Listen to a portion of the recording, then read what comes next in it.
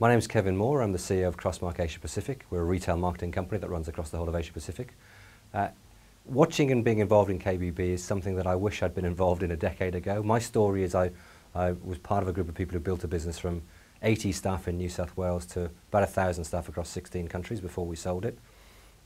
And on the way it's a roller coaster, and on the way it's hard work, and on the way, frankly, it's scary and frightening.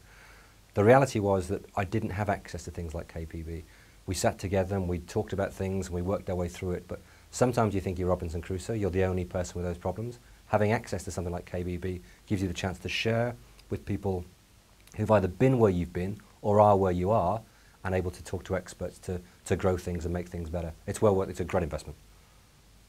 There's interesting, you talk to some people about where they play and where they work in different parts of marketing. I've been in and out of stores around the world from the age of 21. So I absolutely understand, only because I've been exposed to it, because I choose to be exposed to it, what happens in that last 6 feet of the sale. What happens when a shopper walks into a store and makes a sale. What happens when a shopper comes onto a website and makes a purchase.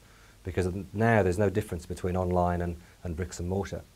And people get quite hung up about retailing as being things that, and online as being things that shoppers buy, consumers buy. Business to business online is just as important, follows the same rules as retailing. People come in with a need or a want, and you fulfill the needs and wants, and people buy. So more and more, that link between bricks and mortar and online is becoming closer and closer and closer.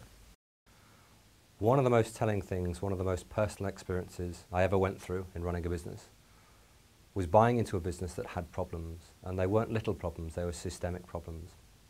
And no matter how much due diligence you do, you don't know until it all starts to unravel. And it doesn't matter how it started to unravel, but I remember walking down the driveway of my home at 1 a.m. in the morning with a full moon, looking at my house, thinking I was going to lose it. Every single thing I owned, apart from my superannuation, was on the line. Unless I'd signed over the deeds to that house, the bank wouldn't meet payroll. I had about 400 people to pay. It was such an incredibly shaping part of my business life that I've never looked back from it. I learned so much about calmness, about hunkering down, about pushing through, about not quitting, that it stayed with me all the way through. That was almost a decade ago. A really important learning. There is nothing more powerful than owning equity. So sometimes when we run a business, a small business or a medium-sized business, and we look around our friends who are in corporations, and we look at what they're driving and what they're earning, we think they're earning, and we know we aren't, because all our money is going back in the business. Behind us is this wonderful thing called equity. And equity does three things. When it's run well and you feed your business, and you look after it, it looks after you. The equity becomes strong and you can borrow against it. Every year the equity allows you to pay out dividends at special tax rates. And when you finally come time to retire and to sell the business, the price you get for your equity is helped along by the taxman, because the taxman says, we'll recognise it, you'll only pay capital gains tax. It is the most wonderful and powerful thing you have. And when you're going through your deepest, darkest moments, that's the reason you're doing it, as well as the fun for running your own business.